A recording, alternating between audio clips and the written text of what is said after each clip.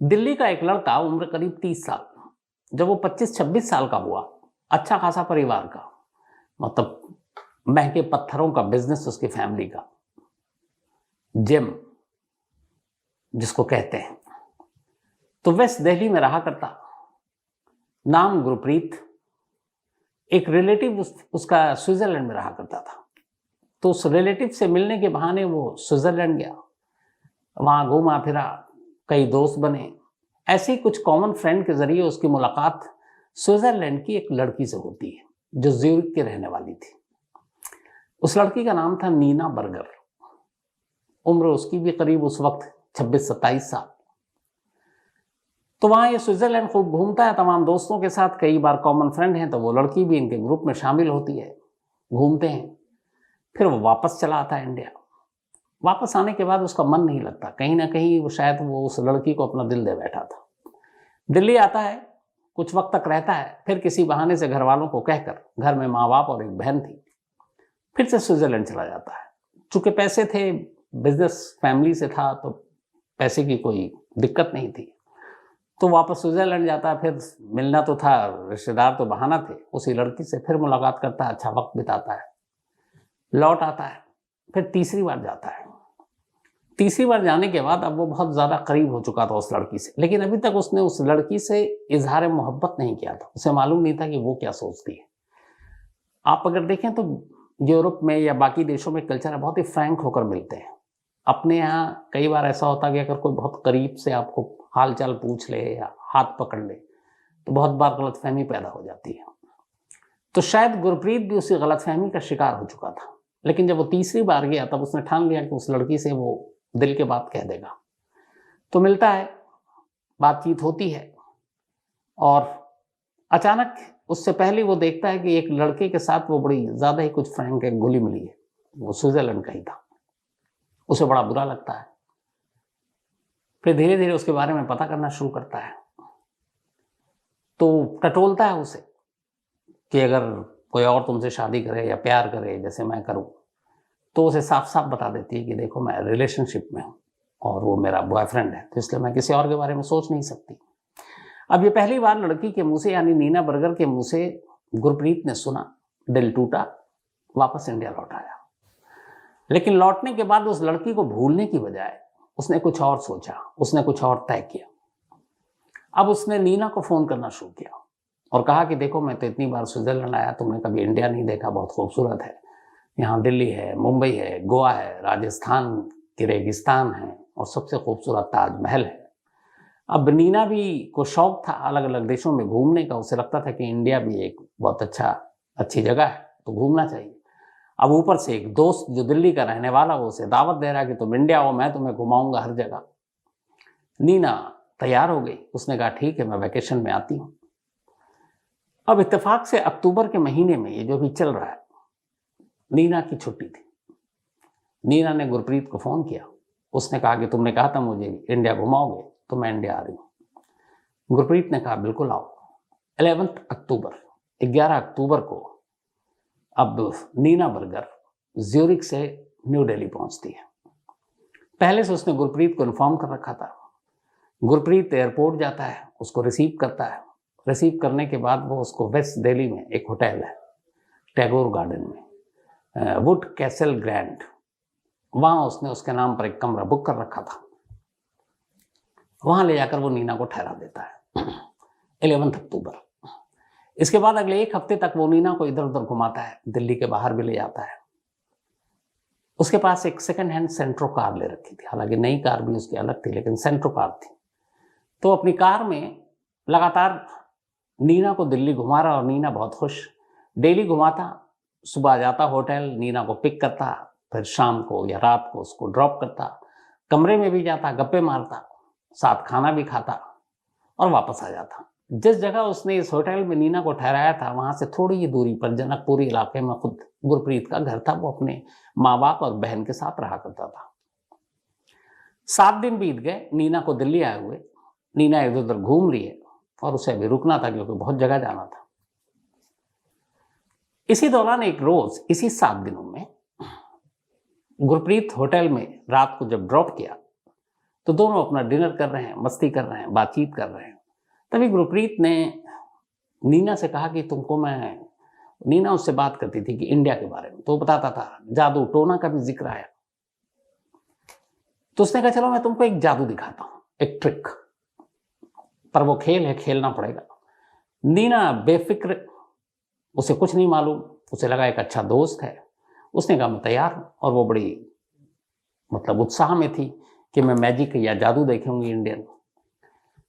अपने साथ एक बैग लेकर आया था गुरप्रीत। उसने बैग खोला और उसमें कई बार बैग वो लेकर चलता था, उसमें उसके अपने जरूरी सामान होते थे।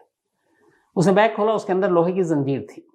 पहले तो नीना उसे देखकर थोड़ी सकपकाई, लेकिन फिर वो मुस्कुराया और उसने कहा कि चलो आज मैं तुम्हें एक जादू दिखाता हूं, लेकिन उसकी कुछ शर्तें हैं। एक कि मैं तुम्हारे हाथ पैर दोनों बांध दूंगा और उसका जादू दिखाऊंगा। अब उसने, नीना भी तैयार हो गई, उसने हाथ पैर बांध दिए और उसके बाद उससे कुछ जादू दिखाने लगा। कुछ ट्रिक उसने कहीं से सीखा था।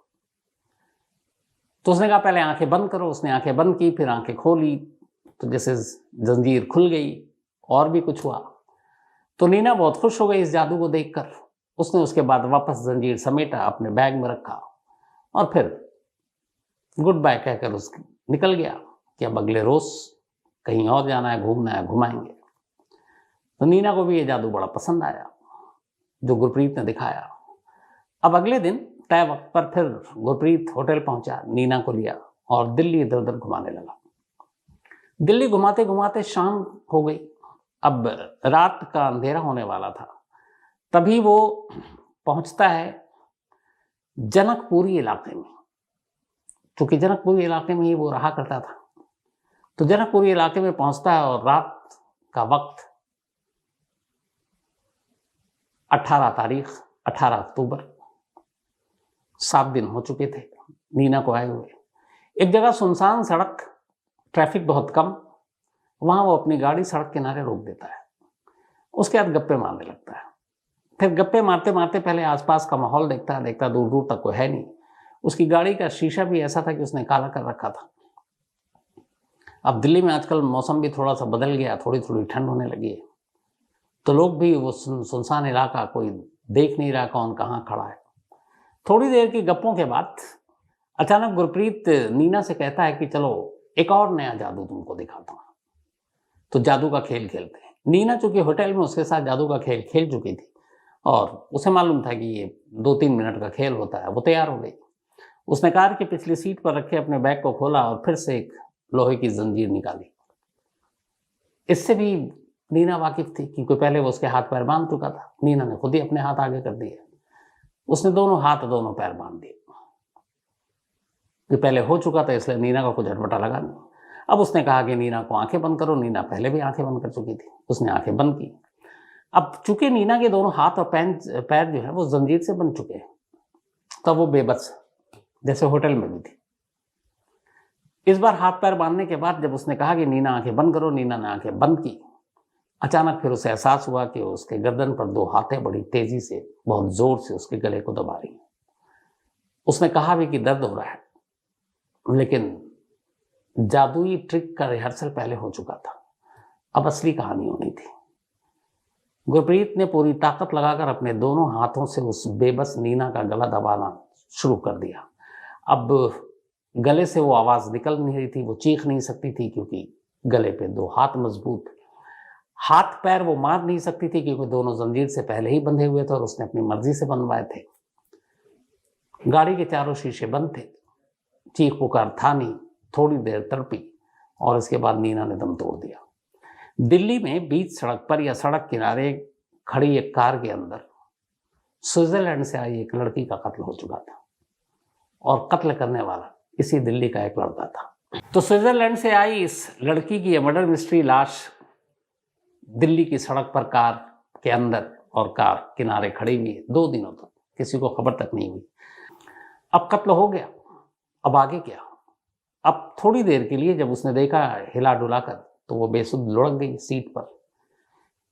अब तक जो भी था उसके मन में गुस्सा, ये सारी चीजें गुरप्रीत के, जब कत्ल हो गया तब पहली बार उसके पसीने छूटे। उसे लगा कि उसने क्या कर दिया। अब कत्ल तो कर दिया, बचूं कैसे, लाश छुपाऊं कैसे। अब सारी चीजें उसके दिमाग में, वो डर गया कि अब पहले जब तक आप जुर्म नहीं करते तो लोग गुजर भी होते हैं, आप बेखौफ होते हैं, लेकिन जब आपने कत्ल कर दिया है, कार के अंदर लाश है, तो अगर आसपास से कोई गुजर रहा हो और अगर आपकी तरफ देख ले एक बार, तो आपकी हवा खराब हो जाती है कि कहीं ये पकड़ न ले, लाश देख न ले। तो बुरी तरह घबरा गया। उसी घबराहट में उसने कार से वहीं उतर गया, कार को लॉक किया, कार के अंदर वैसी लाश छोड़ी और वहां से तेज कदमों से चलता हुआ थोड़ी दूर गया। वहां एक ई रिक्शा मिला, ई रिक्शा पकड़कर वो अपने घर पहुंच गया और घर जाकर आराम से सो गया। अब पता नहीं नींद आई कि नहीं, लेकिन घर पे ही रहा। अब अगला दिन 19 अक्टूबर आया, तब लगभग 1.5 दिन से ज्यादा। उसने टीवी खोला, सुबह के अखबार देखे कि शायद एक दिल्ली में किसी जगह पर लावारिस कार खड़ी हो और कार के अंदर एक विदेशी महिला की लाश मिली हो, ऐसी कोई खबर आएगी। लेकिन उसे बड़ा अफसोस हुआ, किसी अखबार में इस तरह की कोई खबर किसी पन्ने पर नहीं। उसने न्यूज़ चैनल लगाए, किसी न्यूज़ चैनल में ऐसी कोई खबर नहीं। उसने सोशल मीडिया पर देखा, उसमें कोई खबर नहीं। उसे बड़ा अजीब लगा कि यार, मैंने एक कार के अंदर कत्ल किया, कार वहीं खड़ी है, लाश वहीं छोड़कर आया हूँ और कहीं खबर नहीं आ रही है। क्या हुआ, उस कार के साथ कुछ गड़बड़ तो नहीं हो गया? परेशान हाल ये 2 दिन हो गए इसी चक्कर में कि खबर आए। लेकिन जब 2 दिन तक खबर नहीं आई तो गुरप्रीत ने कहा कि ऐसा क्यों हो रहा है कि इस कार और लाश की खबर कहीं है ही नहीं मीडिया में। तब वो घबराया, परेशान। उसने तय किया कि वो खुद एक बार उसी मौके पर जाएगा जहां उसने कार छोड़ी थी। इसके बाद वो सुबह सुबह करीब 5, साढ़े 5 बजे घर से निकलता है और उसी जगह पहुंचता है जहां पर उसने कार के अंदर कत्ल किया था। जब वो गया तो उसने पहले ही सुनसान जगह चुना था, इसलिए कत्ल किया था उस जगह पर। ट्रैफिक उस वक्त भी नहीं, इक्का दुक्का गाड़ियां गुजर रही। लेकिन वो हैरान जब उसने देखा कि कार ठीक उसी जगह खड़ी है जहां वो छोड़कर आया था उस रात। कार के करीब गया डरता हुआ, तो अचानक उसे बदबू आई। तो उसे लगा कि ये कार के अंदर से आ रही है। अब उसे लगा कि अगर ये बदबू तेज होने लगी तो आसपास के लोगों तक पहुंचेगी, राहगीर जो गुजरेंगे वो भी सुनेंगे, और जब वो सूंघेंगे तो फिर कार तक पहुंचेंगे, फिर कार के पास आएंगे तो लाश भी मिलेगी, और लाश और कार के जरिए हो सकता पुलिस उस तक भी पहुंच जाए। तो वो घबरा गया। इसी घबराहट में फिर वो कार का दरवाजा खोलता और कार के अंदर बैठ जाता है। अच्छा, पहले से उसने बहुत सारी प्लानिंग कर रखी थी, घबराहट में नहीं किया। अब बदबू आ रही थी उसे, सबसे पहले तो ये लगा बदबू कैसे रोकें। उसने कत्ल के बाद की बड़ी चीजें जोड़ रखी थी, उसमें एक पॉलीथिन भी था। उसने बड़ी सी पॉलीथिन में किसी तरह से उस लाश को एडजस्ट किया और पॉलीथिन के मुंह पे टेप लगा दिया। अब बदबू थोड़ी कम हो गई। फिर उस गाड़ी को स्टार्ट किया। सुबह सुबह का वक्त था। अब वो इधर उधर घूमने लगा कि कहीं मौका मिले तो मैं इस लाश को ठिकाने लगा दूं। घूमते घूमते आखिरकार वो जनकपुरी बी ब्लॉक में ही एक एमसीडी का स्कूल है, म्युनिसिपल कॉर्पोरेशन ऑफ दिल्ली का, वो वहां गया। उसने देखा कि उस पूरी कॉलोनी में सन्नाटा है, कोई नहीं है गली में, और स्कूल के बैक साइड की जो दीवार थी उसके पास थोड़ी सी जगह थी। उसने वहीं पे कार रोकी और उसके बाद जिस तरफ लाश रखी थी उसको उतरकर पॉलीथिन को वहीं पे निकालकर धक्का देकर एक तरह से सड़क किनारे फेंक दिया। सड़क किनारे लाश फेंककर इस स्कूल की दीवार के साथ तेजी से वो कार चलाता वहां से निकल भागा। भागने के बाद अपने घर पहुंच गया। अब पहली जगह जहां कार उसने खड़ी की थी और इस दूसरी जगह में बड़ा फर्क था। वो सुनसान इलाका था सड़क किनारे, ये एक बस्ती थी, एक कॉलोनी थी, और उस कॉलोनी में लोग रहते थे। और जिस जगह ये कार फेंकी, इत्तेफाक से जहां पे लाश फेंकी, उस लाश के पास ही दीवार पर एक बोर्ड लगा हुआ था, और वो बोर्ड ये था कि आप सीसीटीवी कैमरे की जद में, मतलब वहां को कैमरा लगा होगा। अब पता नहीं गुरप्रीत की नजर उस बोर्ड पर पड़ी थी कि नहीं, लेकिन मुझे लगता पड़ी होती तो शायद वहां पे लाश नहीं फेंकता। अब वो भाग चुका था। इधर हुआ ये कि सुबह सुबह उस कॉलोनी में एक दूध वाला दूध देने के लिए घर घर में आया करता था। तो पहली बार सुबह आया 6 बजे के आसपास, देखा कुछ नहीं है, उसी जहां पे लाश फेंकी उसके ठीक सामने एक घर। लेकिन करीब जब वो 8, सवा 8 के करीब आया तो उसने देखा कि इस घर के बाहर एक पॉलीथीन पड़ी और बड़ी बदबू आ रही है। उसे लगा कुछ गड़बड़ है। उसने ठीक उसके ठीक जो घर थी जहां पे लाश फेंकी थी, उस घर पे घंटी बजाई और उसने कहा कि ऐसे से आपके घर के सामने एक पॉलीथीन पड़ी हुई और मुझे लग रहा है इसमें लाश है। वो एक लेडी बाहर निकली, उन्होंने भी देखा बदबू और उन्हें भी पॉलीथीन के साइज से अंदाजा हुआ। तब तक 2-4 और गुजरने वालों ने देखा। किसी ने पुलिस को फ़ोन कर दिया। सुबह 9 बजने से पहले अब दिल्ली पुलिस की एक टीम, सबसे पहले तो पीसीआर की टीम पहुंची। उसने टटोल कर देखा, पॉलीथीन खोला, मुंह टेप हटाया तो हाथ पैर दिखा। फौरन आला अफसरों को फ़ोन किया, लोकल पुलिस स्टेशन को फ़ोन किया, पुलिस की टीम आई। पुलिस की टीम ने फिर बताया कि एक लाश है। जब लाश को निकाला तो देखा कि लाश लगभग सड़ चुकी थी, लेकिन लाश के हुलिये और रंग वगैरह से ही पता चल गया कि लाश किसी फॉरेनर की है। अब एसीपी, डीसीपी तमाम लोग मौके पर भाग कर आए। पूरे इलाके को घेर लिया गया। फॉरेंसिक की टीम पहुंची, लाश उठाया गया, लाश और पॉलीथीन की तलाशी ली गई, लेकिन ऐसी कोई चीज़ नहीं मिली जिससे लाश की शिनाख्त हो सके। नाम नहीं, कोई आईडी नहीं, कोई पासपोर्ट नहीं, किस देश की है ये भी पता नहीं। खैर, पुलिस ने लाश को पोस्टमार्टम के लिए भेज दिया। अब पुलिस आसपास के इलाकों की छानबीन करने लगी, पूछताछ करने लगी। इसी दौरान एक पुलिस वाले की नज़र उस दीवार के उस बोर्ड पर पड़ी जिस पर लिखा हुआ था कि आप सीसीटीवी कैमरे की निगरानी में। जैसे ही देखा पुलिस, पहले तो पुलिस ने सोचा कि ये कौन बेवकूफ़ कातिल हो सकता है कि सामने बोर्ड लगा हुआ है, बोर्ड चीख चीख कर कह रहा है कि आप कैमरे की जद में, और वो उसी के नीचे लाश फेंक कर जा रहा है। खैर, पुलिस ने अब तमाम कैमरे को तलाश करना शुरू किया और आखिरकार एक कैमरा मिला। उस कैमरे में एक सेंट्रो कार वाइट रंग की गली के अंदर आती और जाती दिखाई दी। पहले पुलिस को लगा कि हो सकता है इस कॉलोनी के लोगों की कार हो। पुलिस ने अब लोगों से पूछताछ शुरू की कि ये कार सेंट्रो, ये नंबर किसी का है। पता चला उस पूरे इलाके में किसी का नहीं है। तब वो पूरी सड़क भी नहीं है, कॉलोनी की सड़क है, तो आमतौर पर वहाँ वही लोग आते हैं जो किसी के जानने वाले हों। तब ये जाहिर हो गया कि ये कार कातिल की हो सकती है, क्योंकि यहाँ किसी की तो थी नहीं। अब एक अच्छी चीज़ पुलिस के लिए ये हुई कि उस कैमरे ने कार को तो कैद किया ही, उसके रजिस्ट्रेशन नंबर को भी कैद कर लिया था। अब पुलिस के पास पहला क्लू था, कार का रजिस्ट्रेशन नंबर। रजिस्ट्रेशन नंबर के थ्रू जब पुलिस ने पता किया तो पता चला कि ये कार एक कार डीलर के नाम पर है। पुलिस की टीम फौरन उस कार डीलर के पास पहुंची। लगा भाई कातिल है। जब पहुंची और कार दिखाया तो कार डीलर ने पुलिस को और चौंकाया। बताया कि साहब, इसी महीने अक्टूबर के फर्स्ट वीक में ये कार किसी शख्स ने खरीदा था। किसी ने खरीदा था, शख्स भी नहीं। तो पुलिस ने, आजकल तो बड़ा मस्त है कि आप कुछ भी खरीदते हो तो आधार कार्ड या कोई भी आईडी कार्ड देना होता है। तो पुलिस ने कहा ठीक है, तुमने ये सेकंड, और उसने ये भी बताया कि जिसने खरीदा उसने हमें कैश पेमेंट किया था। तो पुलिस ने कहा किसको बेचा, क्योंकि कार खरीदने के बाद रजिस्ट्रेशन नंबर, नाम, ये ट्रांसफर होता है, चेंज होता है। तब कार डीलर ने बताया कि हाँ, उसका आधार कार्ड है जिसके नाम पर ये कार खरीदी गई है। जब वो आधार कार्ड देखा पुलिस ने तो वो आधार कार्ड एक लड़की का था। अब पुलिस उस आधार कार्ड पे पता भी होता है, पहुंची उस लड़की तक। पता चला कि वो लड़की एक सेक्स वर्कर है। पुलिस ने बोला कि ये कार है और तुमने खरीदी है अक्टूबर के फर्स्ट वीक में। लड़की ने कहा आधार कार्ड तो मेरा है, लेकिन ये कार मैंने अपने लिए नहीं खरीदी। तो उसने कहा फिर? उसने कहा कि मेरा एक कस्टमर है जिसने मेरा आधार कार्ड अपनी कार खरीदने के लिए यूज़ किया था, और मैं अभी 15-16 दिन पहले उसने मुझे बुलाया भी था मसाज करने के लिए, और उसी दौरान उसने मुझसे कहा था कि मुझे कार चाहिए और मतलब कार्ड चाहिए, मेरा इनकम टैक्स लग जाता है, तो उस चक्कर में तेरे आधार कार्ड से मैं कार खरीदना चाहता हूँ सेकंड हैंड। तो लड़की चूंकि उसे बहुत पहले से जानती थी, उसने कोई एतराज़ नहीं कि अपना आधार कार्ड दे दिया। अब पुलिस ने पूछा कि जिसने आधार कार्ड लिया तुम्हारा कस्टमर है, ग्राहक है, तो तुम तो उसे जानती होगी। उसने कहा हाँ, वो जनकपुरी में रहता है। अब उस लड़की के जो बताए पते पर पुलिस की टीम उस जगह पहुंचती है जहां वो शख्स रहा करता था। जब वहां पुलिस गई तो पता चला ये घर एक जिम का बिजनेस करने वाली फैमिली का है। घर के अंदर पति पत्नी, उनकी एक बेटी और एक बेटा रहता है, और बेटे की उम्र 30 साल है, नाम गुरप्रीत।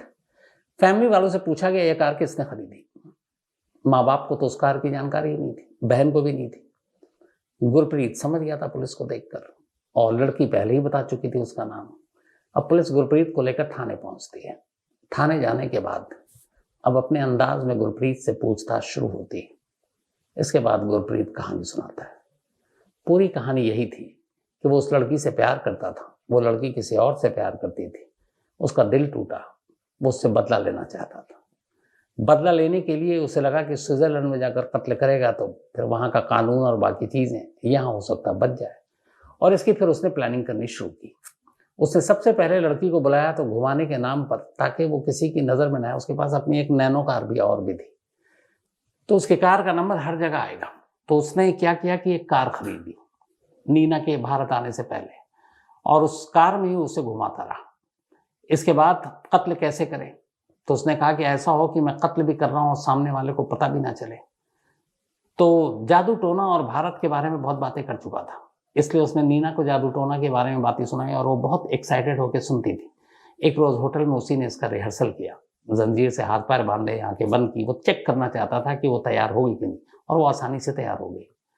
फिर उसने कहा कि ऐसे ही करूँगा, और उसके बाद मौका मिलते ही एक रात उसी कार में जो उसने सेकेंड हैंड खरीदी थी ले जाकर उसके हाथ पैर जंजीर से बांधे उसकी मर्जी से, और फिर उसका गला घोंट दिया।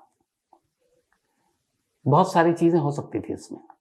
एक लड़की थी जो किसी और से प्यार करती है, और ये ऐसा भी नहीं था कि मतलब ऐसा कोई प्यार पागल हो जाओ तुम, तो मना किया। ये अपनी एक नई दुनिया देख सकता था, किसी और के साथ प्यार कर सकता था, एक नई जिंदगी बसा सकता था।